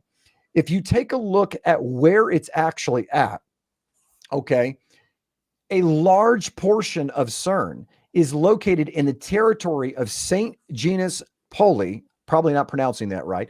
In Roman times, it was called Apollicum. The town and the temple were dedicated to Apollyon, the destroyer. So this is ancient Horus. This is Shiva. The town Apollyon literally is dedicated to the god of destruction, the god of chaos, the destroyer. And this entire Hadron Collider is right in the middle of Apollyon. Now, why is that so important? Because if you go to the book of Revelation, this is what we read. It says in chapter 9, verse 1, 2, and 11, to him was given the keys of the bottomless pit, and he opened the bottomless pit. And they had a king over them, which is the angel of the bottomless pit, whose name in the Hebrew tongue is Abaddon, but in the Greek tongue, his name is Apollyon. Now, you might not find that just a coincidence, but the fact that they've got this Hadron Collider, which some people, even very, very important scientists, are scared out of their mind of what is going to happen. Now, CERN will tell you on their website, we have no intention of doing anything wrong. Who has intention of blowing up the world? Who has intention of accidentally cracking open a time-space continuum and having something on the other side? Well, I believe they're not telling the full truth, the whole truth, and nothing but the truth. So take a look at this quote straight from the director of research at CERN concerning the exact purpose of this Hadron Collider. Listen to this quote. Something may come through dimensional doors at LHC, the Large Hadron Collider. And out of this door might come something, or we might send something through it. Ladies and gentlemen, the purpose of CERN, they tell you it's all for scientific research. No, they're looking for the God particle. They want to know what's holding the universe together. And ultimately, they're trying to get into time travel. They want to open up the curtain of what is behind our dimension and get into the multiverse. This is what they're after. They believe there are multiple universes happening and in parallel to one another simultaneously. And they want to tear that open. And they know that something has the potential of coming through it. Now, we just read out of the book of Revelation that the Apollyon comes out, that the doors of the deep the gates are opened up and crazy things come out of the deep. Mm-hmm. Could it possibly be, would it be that much of a stretch to say that maybe we're the ones that do it? Maybe in our effort in mankind to find a wormhole, to get into Star Trek world, to discover more and more and more and more, like the Tower of Babel, that eventually maybe we actually do open up the space-time continuum. We open up the doors of the second dimension and the demonic realm comes alive onto this earth. It's very possible. They just said that's exactly what they know is possible. So for what's really fascinating, and that's what I'm thinking. I mean, you build this big ass thing to smack a couple of theoretical particles together. No, man, that's a good cover story, but I really do. I mean, I see, I'm thinking something about like Stargate, like energizing a portal of some kind, and given its location, a lot of this shit, I can only say, man, I can only go with what I see, and something ain't right. Something ain't right. Fascinating is evolution is dead. The scientists at the highest level now know there is a spiritual realm. There is another dimension beyond ours, and they're trying to tap into it. And my friends, the last time this happened was the Tower of Babel, and it didn't go over too well for them. Take a look at the actual icon. This is the logo that CERN has. Now, a couple of things that I notice about this logo, you might have seen this on the internet, but I think it's really, really worth taking a look at. Number one, they say that this is a Hadron Collider going into circles, but to me, this looks eerily like a solar eclipse or a lunar eclipse that's happening right in front of us. And two, if you take this symbol and you just unmix them, you take them apart. Here's what it looks like. These are actually, it's 3 6s put together. Their logo is 3 6s put together. Now, you might say, oh, that's a conspiracy. Oh, that could have been this, could have been that. I'm here to tell you that the devil does not come out blatantly and say, oh, by the way, I'm going to use this company to represent me and bring on the Antichrist. No, he does things always subliminally. So there's always a mixture. It's a triology of good and evil. So you've got the truth, right? Which is, oh, yes, they're doing this for scientific reasons. They probably have no nefarious motives whatsoever, right? We're to believe that. But the devil is involved in the details, and he's always hidden in plain sight. And I do believe, my personal opinion, could be wrong. Oftentimes I am. But at the end of the day, you can be the deciding factor of what you believe. But to me, trying to break open the spiritual realm and send somebody to the other side and bring something from the other side and a company that has a logo that has 3 6s put together to make it look like sounds like something exactly what the enemy would do.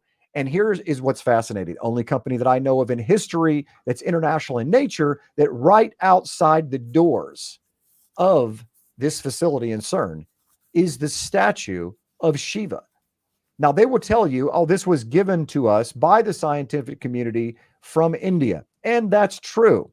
But they don't have a stat. Can you imagine if the Christian scientists decided to gift them the 10 Commandments, and would they have that displayed outside of CERN?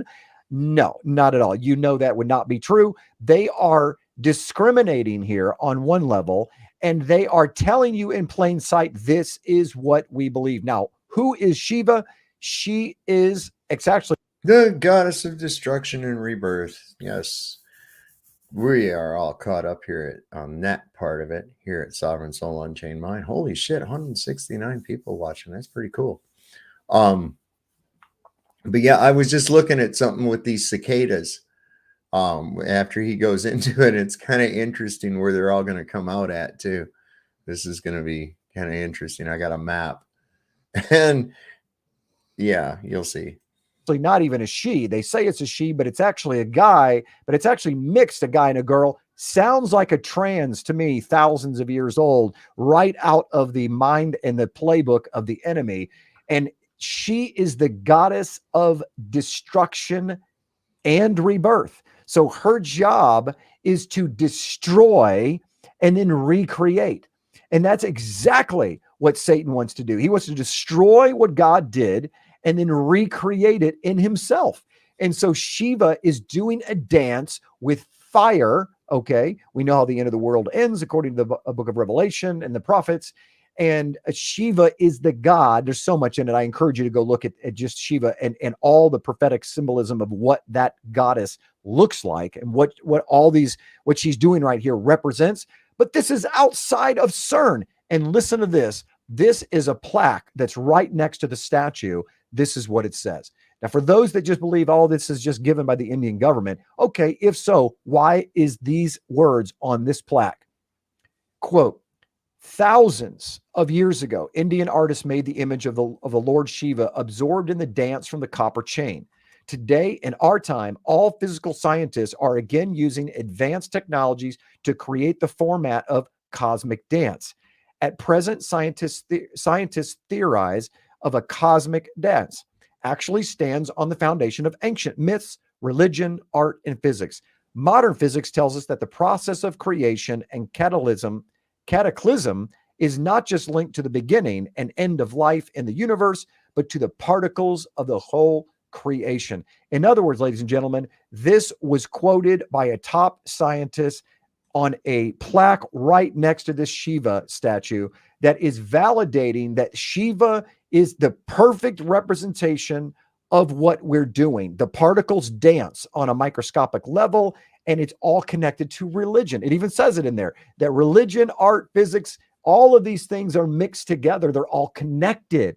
This is where string theory comes from. They believe it's all connected. So this is incredible what's happening on April 8th, and that's just one component. Well, that's what I think anyway, but you tell me what you think right now. Put "from God" in the comments if you believe the Hadron Collider is from God, or put "from the devil" if you believe that Satan is going to use this at the end of time. Let me know right now in the comments below.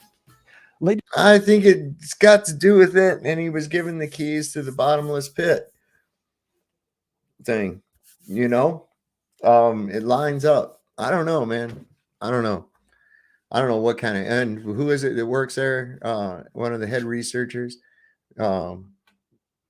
Sally Field, her brother, right? That's interesting. More Mandela shit. Not saying that has anything to, I don't know what has to do with what. Reality's really a fucker right now, man. Having a rough time with it. But it's exciting times. Exciting times. Ladies and gentlemen, we just again talked about it, so I'm not going to go into great detail. I have a 33-minute video on the solar eclipses over America from 2017 and 2024 and the prophetic significance of those and the historical crazy things of war and earthquakes that happen. And again, I'm not trying to scare anyone. My job as a watchman on the wall, as a shepherd of the people of God, as a researcher, is to let you know these are the things that are happening or about to happen. Maybe we should just keep an eye on these things. Maybe be prepared. There's nothing wrong with having extra food, extra gas in your car. As a matter of fact, state officials are now coming out across the United States and telling people, keep your kids out of school. Make sure that you have extra gas and extra food. For the first time in American history, we have a solar eclipse, and the state government is saying, hey, by the way, you might want to not keep your kids in school that day. You might want to have some extra food. Why are they telling us to have extra food and have extra gas in our car if nothing, they're not afraid of anything? When I was in school in third grade, I remember a solar eclipse. We came outside of my Catholic school. We looked at the solar eclipse. We went back in, probably had recess right after that. It was no big deal. But today, they don't want people in school. They want you to have extra food. Something is amiss. And on top of that, the National Guard is being released and instructed in all of these cities across the United States as some sort of precautionary measure. For what is the question? Is the precautionary measure? They've never done this before in history, modern history. They know something that we don't. Now, again, I'm not saying that anything is going to happen. I'm not a prophet, but what I can tell you is prophecy says that in the end days, there'll be wars, there'll be rumors of wars, and crazy things like this will happen. Earthquakes will happen. The sun and the moon will go dark. That's about to happen on April 8th. And so something might be birthed in the prophetic realm. And we'll talk more about that a little bit later. But let me show you. What the fuck? They got to have National Guard? I heard they've got hazmat on standby. They've got all the schools closing. I mean, this is some ridiculous response for something like this. But I'm going to get me a front row seat.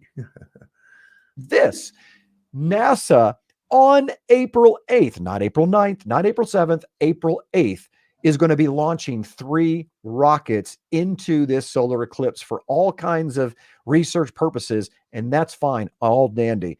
But why in the world would they have to name this mission after an Egyptian god called Apep, which is the nemesis of Ra, the sun god? This is the god of destruction and chaos and darkness. So they name this mission after the god of darkness that swallows up Ra, the solar god, which is, I guess, the eclipse wink that NASA's doing. And I think it's fascinating that all of these things are happening at one time. Now, you might say, oh, it's just a coincidence, but you've got the Devil's Comet showing up on April 8th. First time in 71 years. You can go outside right now on the horizon, and if you live in the United States, and look towards the west, towards the setting sun, and you'll be able to see you should be able to see on a clear night the comet. Now, the last time that we had a comet, ladies and gentlemen, with it's 2 solar eclipses that formed an X over the United States was in 1811, and 3 months later was the largest continental earthquake in the history of the United States. So large it caused the Mississippi River to flow backwards, and the Liberty Bell rang on the East Coast.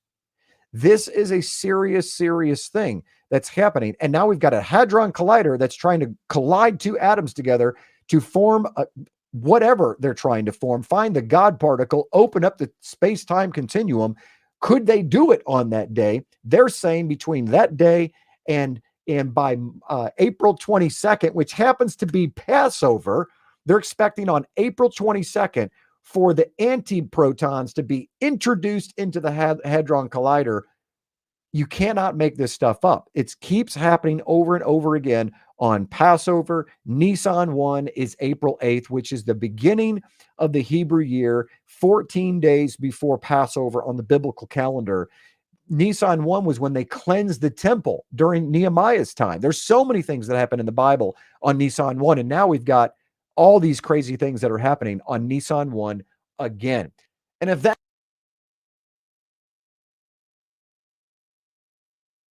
Are they using these like times to do these things, or what the hell is going on? Or does it just happen to line up like that? I tend to think that they're planning along with it. They seem to want to force prophecy. I don't know. That's not enough. On this same day, April 8th, but 1904, Aleister Crowley, one of the most satanic occult leaders of all time in the early 1900s, said that he was contacted by a god of Egypt named Horus, which just so happens to be the sun god of Egypt. And Horus gave him very specific instructions that he told him to write down in what's called the Book of the Law. How ironic. Horus has a book of the law, and God himself in the Old Testament has the book of the law. God says, if you keep my commandments, you'll be blessed. If you don't, you'll be cursed.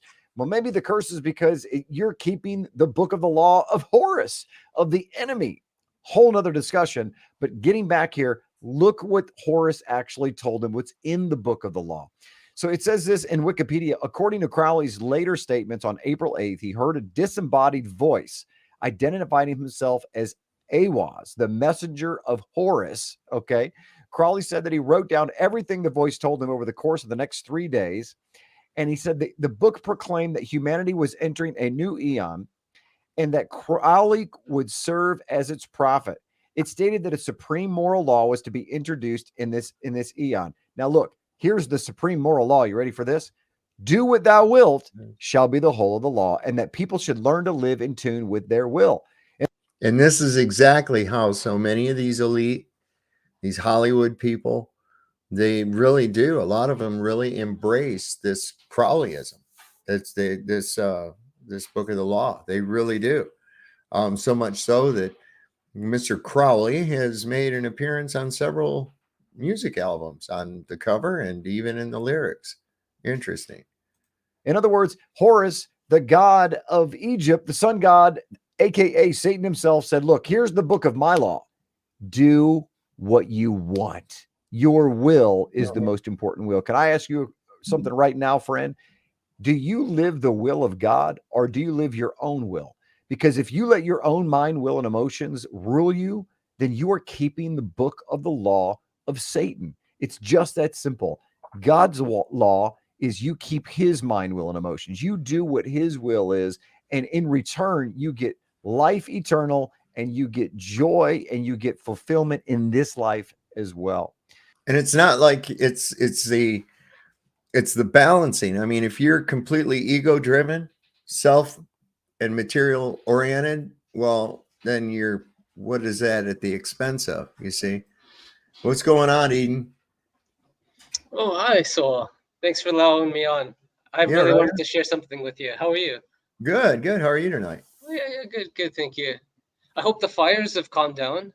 They have. Everything's good. What a blessing. The only thing we're a little worried about now is like up through the mountain pass, the Newmarket Gap. There's a lot of the foliage is burned off the sides, and now with rain and things like that, we got to be careful for rock slides, mudslides, that kind of thing.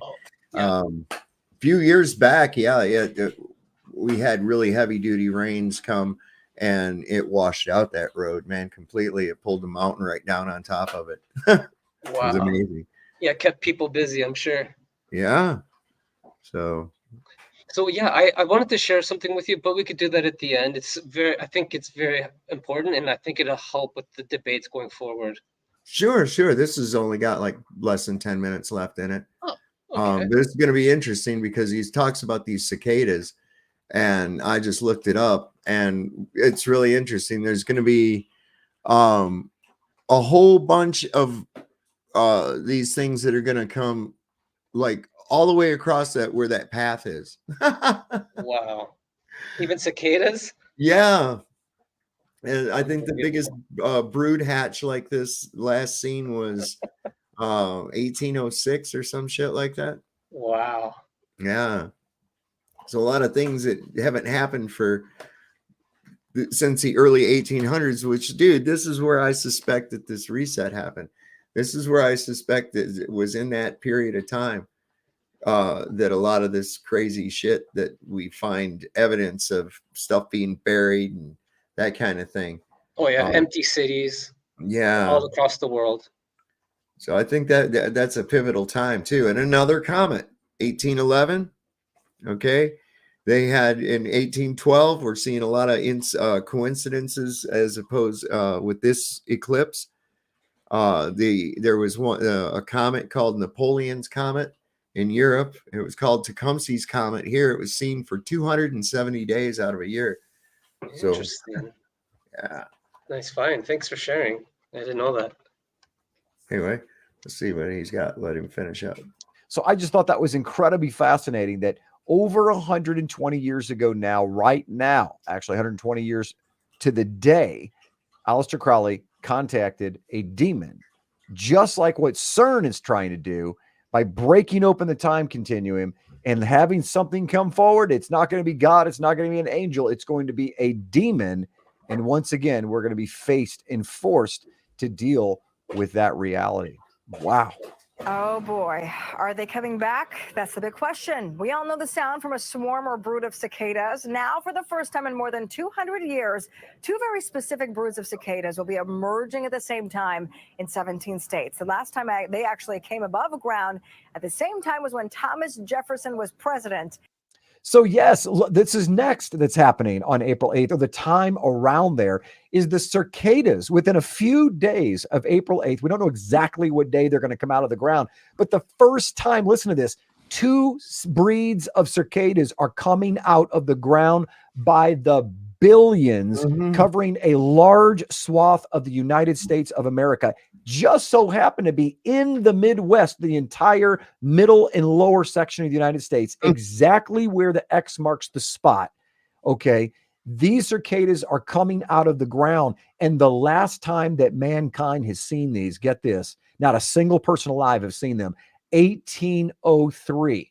So these might be all coincidences, ladies and gentlemen, but you've got things coming out of the ground, all right, that literally sound like right out of the book of Revelation.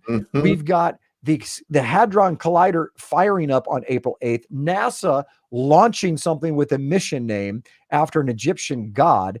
You have the Devil's Comet. You got a solar eclipse happening all at the same time. All of these things are happening, and that's not even it. You have the red heifers that are literally moments from being sacrificed in Israel. Israel gave permission to the Temple Institute to sacrifice these red heifers so that they could begin the process of doing daily sacrifices, which first they've got to build a temple, and that's going to cause all kinds of problems. But Israel found out that there was so much pushback by Hamas, by the Arabs, by the Palestinians, and that there was a threat even by Hamas saying that part of this war that they started was in part, they released a statement saying in part because of these red heifers. They do not want anything happening on that Temple Mount around the Al Mosque and the Dome of the Rock up there. That's their deal up there from their perspective. They don't want anything happening up there with their mosque and with the Dome of the Rock. And so part of the Hamas-Gaza war right now is because of that. And because the threat level went up, Israel just recently retracted their permission for the Temple Institute to sacrifice these red heifers. So they're putting it off, but it won't be for long. Right now they're in Shiloh, protected. Now you may not understand the red Shiloh means place of peace. heifers. Maybe you're saying, what are you talking about these red heifers? The red heifer sacrifice, according to Torah, the front of the book, is necessary for Israel to begin doing sacrifices again. Now, why is that important to you as a believer today? Because Daniel chapter 9 says that the Antichrist is going to interrupt the daily sacrifice.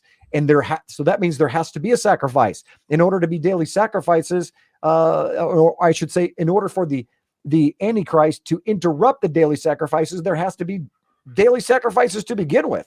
And in order to do that, the Torah says you must, anytime the temple's been defiled, you must have an ashes of the red heifer, and you have to take the ashes and you wrap that in hyssop and scarlet thread, linen, and wrap it in cedar wood, and then you can, the temple will be cleansed. If you've never heard about the red heifer sacrifice, I encourage you to look at the video that I have on this in detail. It will blow your mind of how the hyssop, the cedar, the scarlet, all of that. Very, very specific, man. You know? Is connected to the Messiah. Every one of those elements were at the cross. It's incredible. But in any case, it has to be sacrificed in order for the daily sacrifice to begin. It's about to happen for the first time in thousands of years. They're going to do that. When that happens, the beginning of the end begins. Now, we don't know how long it will be before a temple could either be built or they could do it in Shiloh, because that's currently where they're being held right now. And the first temple, the tabernacle, was in Shiloh. They could easily build a tabernacle way faster. They could build a temple, and they could sacrifice the red heifers there. They could do the sacrifices every day there, the daily sacrifices. So we don't know what's in their mind, but I'm telling you, crazy things are happening on April 8th, and around Passover this year is a very special time. There's one more thing. There are 5 planets, my friends, aligning on April 8th. Along with everything else, you've got 5 planets aligned. We have Earth will be in alignment with Venus, Neptune, Saturn, and Mars. Now, I don't know the significance of all that. There's a lot of people smarter than I am that will go into the prophetic detail and the symbolism of each one of those planets, but I can tell you it rarely happens in Earth history. And so when 5 planets line up, okay, out of 8 on a solar, that's another thing too. The planets all lining up too. This is getting crazy. This is a lot of crazy shit. Solar eclipse on Nisan 1 with the Devil's Comet. Hasn't been around in 71 years, right? With cicadas that haven't been out since 1803, just a few short years before the War of 1812 and the biggest earthquake in the continental United States history, along with red heifers being sacrificed, a Hadron Collider that is fixing to open up the time-space continuum. And all of this is happening on the same day. Now, I am the last conspiracy theory that's out there. I don't even hardly do videos like this because I'm a deep dive Bible teacher. It's what I do. I teach people how to live the Word of God from its original ancient perspective, removing itself from all the traditions and doctrines of men of the Roman Church and the red-headed stepchild of the Catholic Church, the Protestant movement, and really get back to doing Bible things in Bible ways and let God infuse the power of God into your life, into your family by doing those things. Going out on a limb like this and getting into current events is not something that I normally do, but I believe so strongly that the coincidences here just mathematically don't line up. It's worth us taking a look at. And so as we close this broadcast, I want you to take the position of not mocking all of the coincidences, but be a wise leader. Just to be safe, we should take a look at these things and alter whatever we're doing just in case. And again, I am not saying that anything is going to happen, but what I am believing is something is going to happen in the prophetic realm, because anytime that you see solar eclipses like this, anytime you see these kind of patterns happening, normally we never see anything on the day, but we will see things begin to manifest in the earth realm. Just like you don't see a baby formed on the day that it's conceived. No one even has a clue for months. Then all of a sudden something begins to happen. The mom begins to get sick. The abdomen begins to swell a little bit. Pretty soon they take a test and realize, oh, something did happen months ago. God spoke to me last fall 2023 and said 2024 I'm going to begin the process of birthing something in the earth realm. I didn't know what it was. I still don't know exactly what it is, but I can tell you that we need to be watchmen, we need to be careful, we need to be prayed up, and we need to be ready. Never hurts to be ready, man. Never hurts to be ready. You know, Have I to don't be know. ready. In fact, this is a great point. For Christians, if they're ever in a situation where someone only has 3 minutes left to live, we should be ready and able to share the gospel with them, the good news. Yeah. You know, it's, you know, like you say, though, the old adage, you can take a horse to water, Yeah, but you can't make him drink. that's Right. true. Same thing with flat earth. If you're determined that the earth's going to be a globe, well, you're going to reach for whatever nonsense you can find to support that position. Definitely. I got where is this? So here's where this thing is at. Just a second, I was going to pull this up too. You said you had something you wanted to share. Was that it? That about the No, yeah, it was something else. Okay, so on Jaren, he had a debate hosted, and it was McToon versus oh God. another guy. It was really good because in that debate, I sent a super chat, and because initially the previous debate, McToon, I sent him a direct question about Satan, Mm-hmm. and he didn't answer. He responded with a challenge. So I had to follow up with a question for him. So thankfully he was back on during the day later. I sent a direct super chat, same question. And then I sent up a following question. So I asked him, please show a video of Earth from a distance. Wait, sorry. To be precise, I asked him to show the very first video of Earth from a distance. And he couldn't do it on Jaren. So he said, all right, come to my live stream and we'll play them for you. So I went to the live stream and I was there for 48 minutes. I had to tag him like at least 10 times. And the one time that finally got his attention was when I asked him directly. I was like, you said you were going to play these videos on Jaren. And then he was like, all right, fine, I'll play these videos. So he only found one video of Earth. Mm-hmm. And it was the one from A Funny Thing Happened on the Way to the Moon. And then the funny thing is, the very next day, he took down that video from his channel, from his live stream. So I Wow. think going forward, maybe you can ask them, or what's your opinion on this? What I like to do is I target them with this question. I ask them to show me the very first video of Earth from the moon. And there's 6 moon landings, right? Supposed, so there should be a minimum of 6 videos. And Right. I've went through all the mods on Modern Day Debate, even the admin. I've been asking everyone there, show me these videos of Earth from a distance and from the moon landing. No one could do it. The only person that could do it was McToon, but then he took down his video showing of. But I took a screenshot of it, which was. You have it? I do have the screenshot. Yes. Put it up. Let's see it. Okay, yeah. Okay. I'm gonna present. Okay, let me pull it up. Doomsday sex, ain't it? Okay. I am munching on sweet and spicy honey potato chips. And these fucking things are hot as a firecracker, man. I've had enough already. Oh yeah, flat Get chips over are great. Mm-hmm. Oh, here we go. It's my bad.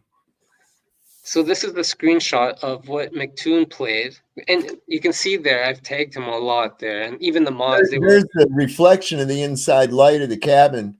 I know, and I was On the shocked that he lamp. actually played this video. Oh, for fuck's sake! So the day later, because I had to go back because I'm trying to show people on modern day debate, and the video was gone. He deleted it from his live stream selection. So very telling. If even McToon couldn't find these supposed videos of Earth from a distance. So I think maybe going forward, ask FTFE or anyone you debate if let's see how prepared they are, if they can even retrieve. That dude is the biggest clown. I'm still laughing my ass off at that. Look, we have a picture of gravity holding the air. Oh my god! Oh yeah, it's Really? bad.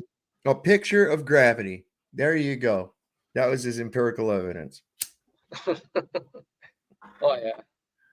Yeah. Where's the experiment that we can do in the lab across the world? Right. No, you just point at the sky. The sun. Yeah. That's crazy. So this is what it says about these cicadas. This is kind of interesting. Okay. Well, first off, I got this here too. Let me bring this up first. So we're going to share screen. There it is. So it says a massive altar. Let's make this bigger for the folks at home. Why don't we do that? Oh, now we can get it. It says here a massive altar for the red heifer sacrifice has been constructed in Israel. This is from just about 10 days ago. Since the time of Moses, only 9 red heifers have been sacrificed. Now a massive altar for the 10th red heifer sacrifice has been built in Israel, and there is tremendous amount of speculation that it could happen soon. In September of 2022, 5 red heifers were flown from the state of Texas to the land of Israel. Since that time, one of them has been disqualified, but the other 4 continue to be candidates for a red heifer sacrifice. As I discussed last week, there was a practice run for the purification ceremony in 2023, but an official ceremony must be conducted before the heifers get too old to be used for such a sacrifice. So they're on a clock. According to CBS News, a massive altar has already been constructed. In the video that I have embedded below, you can see footage of this altar starting at the 2-minute mark. Well, let's bring that. The conflict in Gaza now entering. Oh, I'll go up. He says at the 2-minute mark. There, that's close, right there. Way of God to lead us. A massive altar already awaits, where the heifers are to be burned. Wow. According to some believers, the ceremony needs to be performed right here on the Mount of Olives, looking directly into where the temple once stood. But something else now stands in its place. The Dome of the Rock and Al-Aqsa Mosque, among the holiest sites in Islam.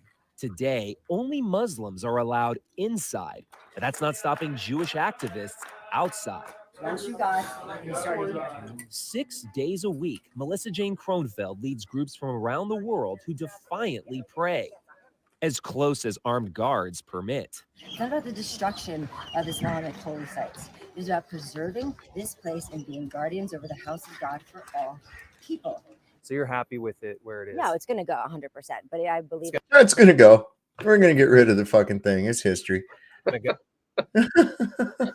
Unreal. Roy Vey, are you kidding me? Right? we have to build a temple. When you say that Dome of the Rock has to go, MJ, it's hard for me to imagine something more incendiary. Let me ask you something. The Middle East seems pretty destabilized right now. And the war, if I'm not mistaken, is already here.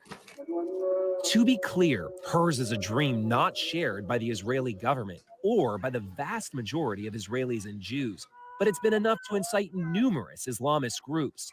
Hamas has dubbed its October 7 assault on Israel the Al-Aqsa Wave and has the Dome of the Rock on its emblem.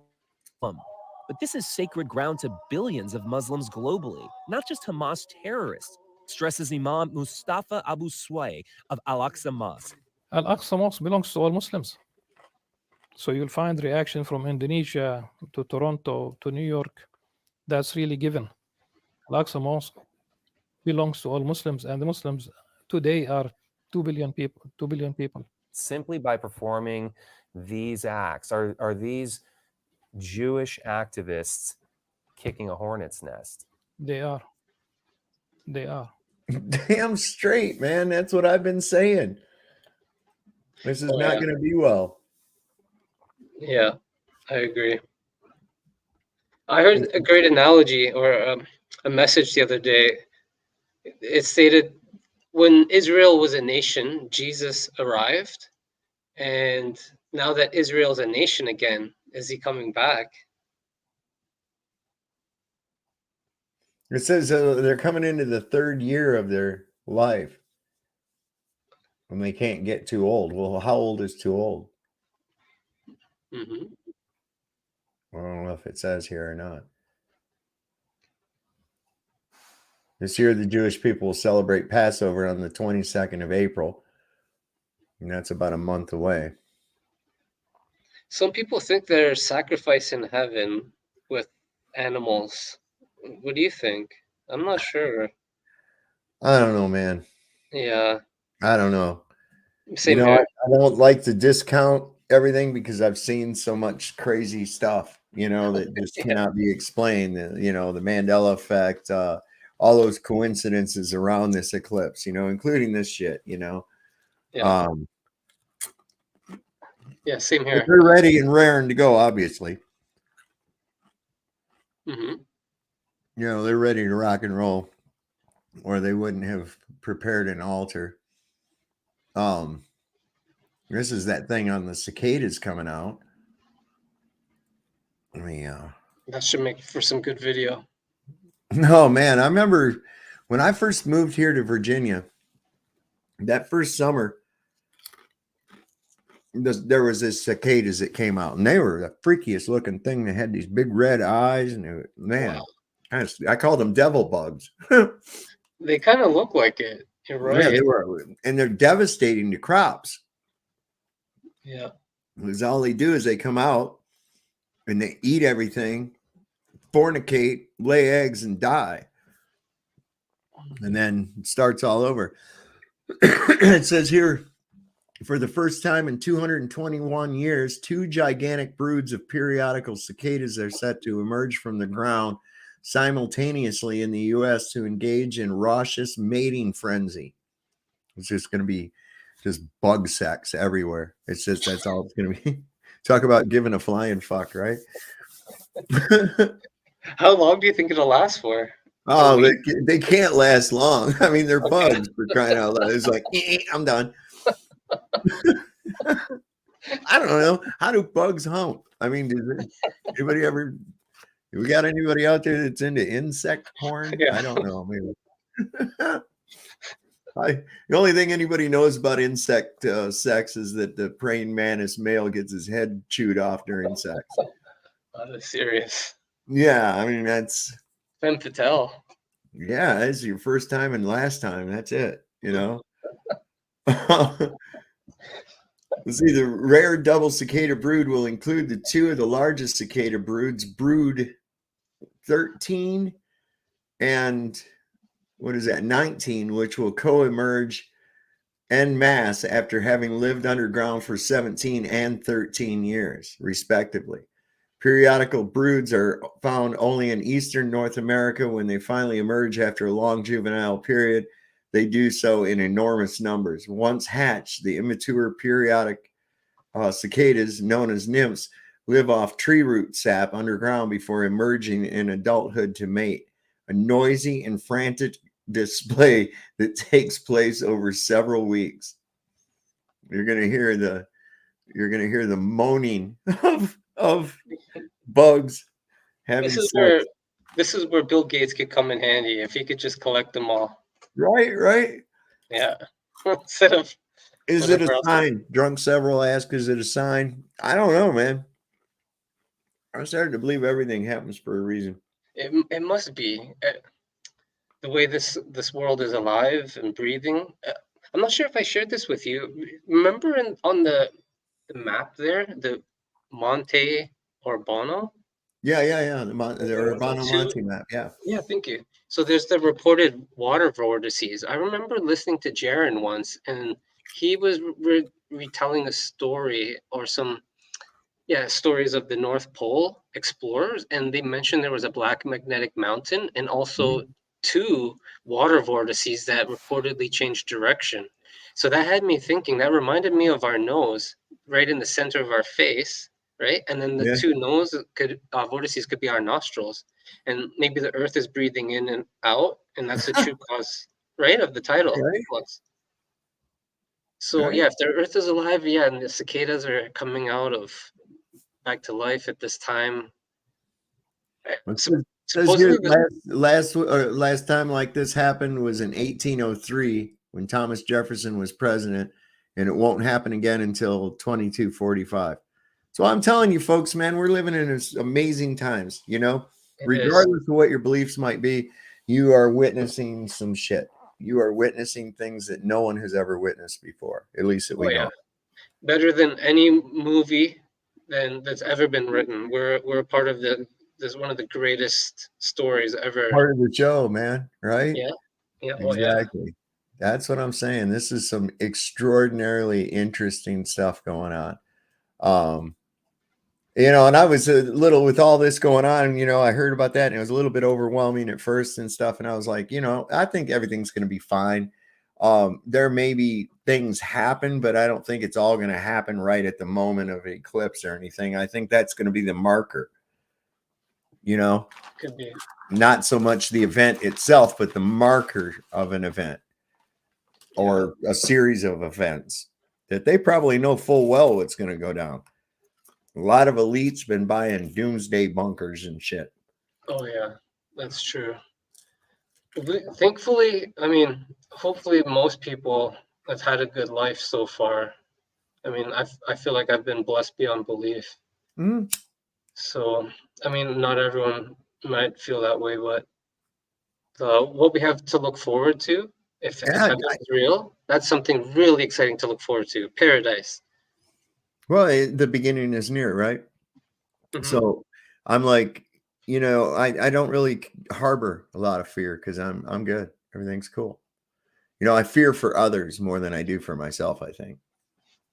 You know, and I can't really say it's a fear because I don't let it consume me. I just don't let myself get too flapped about shit, you know. Mm-hmm. Certain things piss me off and I'll go on a rant about it, and that's how I vent it out, you know. But as far as letting it consume me and that kind of thing, you know, I'm not gonna do that. There's way more on our plates than worrying about the little tiddlywink shit, you know. Oh yeah, definitely. And you realize how small everything really is, you know. Oh my God, who's going to be president? Who the fuck cares? Yeah. You know, if you haven't learned by now that it don't goddamn matter, then you're lost. You're never going to make it. You know, because I've been watching this damn game my whole life, and and that's exactly what it is. It's just a big old game. Get everybody caught up in it and participating in it, and then, you know, shit on that. There's way more to this world than that. Lucky knows what I'm talking about. That's why they're always running mind games on us, man. Continuously running mind games on us. Yeah, and you raise a good point about Trump last stream. Imagine he was the Antichrist. Oh man, it looks, if there's an Antichrist, man, I can't think of a better candidate. I really can't. Mm-hmm. Yeah, he fits the bill almost. 100%. 100%. And that shit where he was, you know, he totally against any kind of protocol, State Department protocol. You know, when his go up and just pat the old Sheikh of Arabia, you know, the king of Saudi Arabia, just pat him on the back. Dude, chop your hand off for that shit. You don't touch him. Yeah. He just goes up, slaps him on the back like he's an old pal. They do that sword dance. And then he's walking ahead of the queen. I'm like, that's not, nobody walks ahead of the queen, man. What are you doing? Yeah. So who is his character? And then go ahead and do something as bold as recognize Jerusalem as Israel's capital. Oh, that as well, right? Backing Zionism. Mm-hmm. Mm-hmm. So I don't think Jesus would be happy with the Zionist movement. There's even Jews that aren't happy with this. There's the Jews against Zionism. Well, these conditioned masses that have to be relied on being told shit. Yeah. They don't run anything through that filter. No. How's that? Run that through the filter of the mind and the heart. They don't do it. They base everything off of their perception of whoever told it to them.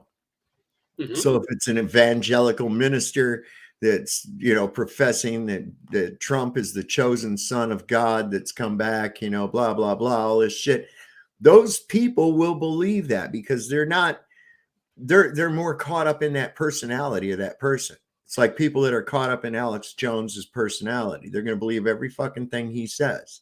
It's true. I've even seen them. They even send money for the Zionist movement every month, just because their pastor might have asked Oh my them to do God, that. Christians for Israel is the funniest thing I've ever seen in my life. Go on over there and see how you're treated. Yeah, they spit on some Christians. Yeah, man. If they feel like they can get away with it, even the children, I've seen it. Mm-hmm. And they can, because they're top tier citizens, man. Top tier citizens in this apartheid nation. Yeah. That's why Jesus had to be Jewish. It wasn't going to work if God sent in someone from the Philippines or someone from. Well, he wasn't Jewish. He was Hebrew. Hebrew. Okay. Yeah. Mm-hmm. Difference. Big difference. Oh, yeah. Great point. Mm-hmm. We often conflate the two. Yes. My friend Rick reminded me of that before once as well, or a few times. Great point. Yeah, it's a type of camo. It really is. But when you start running big diff. Species Trader says big diff. Yeah, absolutely. But no, that's I see that. There's a neighbor down the street got a thing on her fence says, I stand with Israel. And I'm like, why? Because your pastor told you so? Is that where you got that? Yeah. Why? If anything, they deny your Savior's existence even. So what are you even doing? How are you supporting them? You think you're going to convert them or something or what? I've not seen that happen too often. Brother Nathaniel, maybe. Yeah. One of the greatest Jew conversions that I've seen to date is James Torr himself. You're familiar with James Torr, right? That name, I'm trying to place that. Yeah. Okay. So he's debating evolution right now. He's one of these organic chemists. I think it was, I forget who it was, but maybe R&D magazine. He was nominated and he won Scientist of the Year. He has over 100 patents. He actually builds and races nano machines, and he wins by hours. So he was actually Jewish, but not like a fundamental or Orthodox Jew. He was just like a cultural Jew. And he was in college, and it was really interesting story because he was doing laundry, and he was in the laundry room, and a Christian confronted him about the 10 Commandments and sin. So it was really interesting parallel. He's doing laundry there for his clothes, but there now he's also having his soul go through the laundry as well. Yeah, So, That's interesting. yeah. So he was taken through the 10 Commandments, and he realized, wow, he's a bad sinner. So he converted to Christianity. He went home, told his parents. They freaked out because they thought they were Jewish, right? So, but thankfully, his mom read the Bible, and she became Christian as well. So, but yeah, he's still one of the top scientists out there. Wow. Oh yeah, he's amazing. But the interesting thing is, though, I tried to send super chats to him about flat Earth cosmology, but he's not interested in anything else right now. He wants to focus basically in chemistry. But, I can understand. Yeah, sure. What did you say? Somebody say something? Oh, yeah, James Story, yeah, he's great. He's on the list of 1,000 plus PhD holders that are Mhm. challenging evolution. It's descentfromdarwin.org. Okay. Great document there. You have to have a PhD to sign the petition. Oh hell, piled high and deep. I got one of them. Shit. Yeah. Thankfully, the only letters that matter are BA, born again. Yeah, And that's- well, and it's yeah. free. I mean, people placed way too much emphasis on a perceived status of individuals. They really Oh, did, and a really heavy duty, unwarranted trust in academic authority. Oh yeah, absolutely. It's Yeah, a dangerous completely level of unwarranted. Yeah, trust. completely. Yeah, it's completely unwarranted. It's a huge trust issue when it comes to that. You know. Oh yeah, it's insane the level of medical corruption on so many levels right now. Oh my God, yeah. Yeah, well, there's corruption everywhere. And why is that? Because men have become lovers of self. Yeah, yeah. That's exactly what it's come down to. I'm not trying to get all scriptural or anything like that, but damn if it ain't if it ain't lining up perfect with everything that you see. You know, everything that it says in there, you know, as it was in the days of Noah, so will it be as in the days of the coming of the Son of Man. And here we're seeing the same type of Sodom and Gomorrah shit. And we know these places existed, man. Archaeologists have found them. It's The incredible. archaeologists have found them, and at high levels of brimstone and sulfur amongst the ruins. It's amazing. Oh yeah, yeah. Even did you hear how they found supposedly the tomb of Jesus? Yeah. How what was it? One of the ancient Roman rulers decided to bury it and cover it with the statue of Jupiter, but then it was who was it? He was one of the first Roman rulers that allowed Christianity. What's his name? Wasn't Constantine, was it? Yes, Constantine. Thank you. So supposedly Constantine commissioned the very first excavation in the world. Supposedly, they took down the statue of Jupiter and they found the temple of excuse me. They found rather the venerated spot of Jesus's tomb. Incredible story. I'll share the link in the private chat if you There want. was something about that tomb was actually given by hold up. Oh, you. Oh, boy, that one come on me hard. But by Joseph of Arimathea. Yeah. So yeah, there's a lot of documented evidence showing a lot of this stuff, man. On Flatzoid's perspective today, he was showing the report. Basically, it's a PDF of the report by Pontius Pilate to Rome, to Tiberius, regarding the events around the crucifixion. Very interesting. Yeah, really. To him. I like him. What's that? I have to sub to him. I think he's great. Yeah, Flatzoid's awesome as hell, man. He's a good guy. He really is. I've been showing up on his panel quite regular here often myself, you know.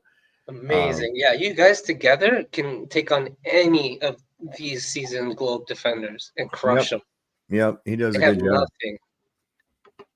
Well, he and I are planning on teaming up here soon on Jeranism, so that ought to be pretty good. Amazing. I hope you get to ask some of them to share their videos of Earth from a distance, because that'll put them in one hot spot where they won't be able to find any. And if they do show some, it'll be very interesting. Well, that one that they always try to show from a satellite that was supposedly past the moon, it shows the moon going in front of the Earth. Oh, that's terrible. It was terrible. And if you look, if you remember, that was the day where the weather didn't change at all. Oh my goodness. Yeah, the clouds were all still exactly the same on the Earth the whole time. It's like, oh, for fuck's sake, you guys. Man. Can't get a camera out there yet. You know, I mean, it's becoming at this point now, hopefully most people are realizing that it's painfully obvious that they've been playing you for a long freaking time, man. They've been playing you as to who you are, where you are, and when you are. They've given us collective amnesia. They really are. You think about that. What's the first things that an amnesia victim wonders? They're like, who am I? Where am I? What day is it? Well, shit. They've lied to you about all that shit. Who you are, when you are, and where you are. So true. So yeah, it's engineered amnesia. And it might have gotten to a point now that there may only be a select few, if any, that actually know the truth. You know what I'm saying? Yeah. Have you seen The Matrix? Yes. Yeah. So I'm sure you see the parallels of it today, right? People living in a false reality, and then there's a few Neos that show up around every now and then that try to stomp out the truth. Yep. But yeah, you're like Neo, thankfully. Definitely, and Morpheus. Morpheus, there you go. What if I told you? And now there's a Mandela effect. He never said that shit. It's like, come on, man, stop it with this changing everything on me, man. Oh yeah. Well, I'm gonna go ahead and close it down here for the night. Let everybody get on with their Easter. Tomorrow's Monday. What is Brenda in here too? Holy shit. Come on, you gotta be kidding me. Just as we were closing down. Oh, you were closing down? Yeah, it's all right. I ain't got I don't need Brendan would be good chimney sweep, the brush. I get it. Okay. Okay, yeah, it's okay. Yeah, thanks for having me on. Thanks for everything you do. Keep up the amazing work. Thank you. Will do. All right. Well, in our poll tonight, everyone, we're going to go ahead and end it. We had 197 votes, and we ended up with the question was, is the solar eclipse a sign from God? 40% said yes, 29% said no, and 29% not sure. So that's pretty interesting. I think that's an interesting result. Let me know what you think in the comments. Like, share, subscribe. Be sure you subscribe to my backup channel as well. Be sure you hit that like button. We got to always have that like button. We're doing really good. We're creeping up on 2,000 subs. Creeping up. I think another 51 more takes us to the 2,000 mark. So that'll be kind of cool. A little milestone there. And yeah, let me know in the comments what you think on the subject of the eclipse. And in regards to, I know I'm going to get these globe cards. What causes the eclipse? Okay, something blocks the sun. So there's your answer. I'm talking about these coincidences and prophetic things that we're starting to see lining up. Alignments of the planets, the crossing, the occurrences of Salem. I mean, just all of the things that we talked about tonight. It's really a lot to put on a plate and just say, well, that's all just coincidence. But let me know what you think in the comments. And as I always say, like, share, subscribe. Don't forget, the Lord loves the working man. Don't trust Whitey. See your doctor and get rid of him, because he'll probably kill you. So you have a happy Easter. Good night, everybody.